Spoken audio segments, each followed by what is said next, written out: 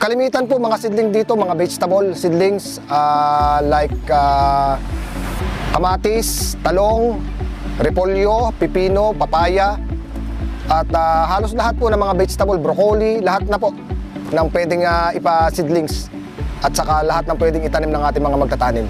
Pipino, ayan, isa, number 1, pipino. Napakarami po na nagpapapunla sa atin ng pipino.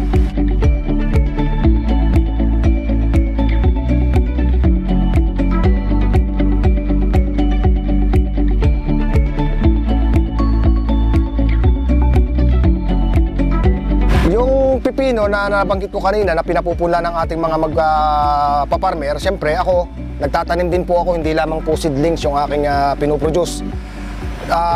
Last year po nasubukan natin yung isang variety ni Seedworks na ang variety niya is Emerald.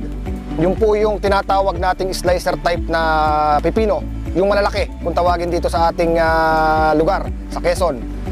Yun yung dark green type na pipino na tinanim ko last year na syempre hindi ko mapapagkailan na talagang doon tayo kumita ng medyo malaki-laki sapagkat sa dami ko na rin nasusubukang mga variety na pwedeng itanim, doon ko lang nakita yung potensyal na marami siyang harvest na nakukuha at bukod doon marami din talagang mamunga.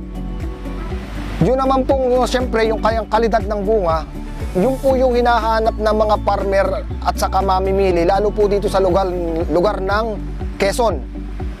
Hindi lang po sa Quezon, syempre kahit pagdating siya sa parting Laguna ng mga malalaking pamilyan, talaga pong yun din ang hinahanap kasi nga nakikita nila, dark green type yung kanyang pagkakapipino.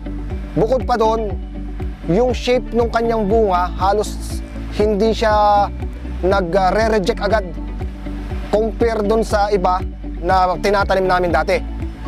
Yung last year na tanim ko, parang 12,000 puno yata yon. Humarbest siya ng first harvest namin, 1,100 kilos. Yun yung talagang nasubukan ko, sabi ko grabe yung pipino na yan. And then, nung masubukan naman namin, tag-ulan, yung tanim na rin na yun, siyempre tag-ulan yun. Kasi sabi ko nga, subukan natin kung talagang matibay sa tag-ulan. Masasabi ko na matibay kasi naka 33 harvest kami ng pipino na yung variety na yun na Emerald Warrior. Yun. Siyempre, sa mga magtatanim ng ganong klaseng variety, yun po ay available sa mga tindahan natin, sa mga agri-supply na pwede nating mabilhan dyan dito sa atin sa Quezon.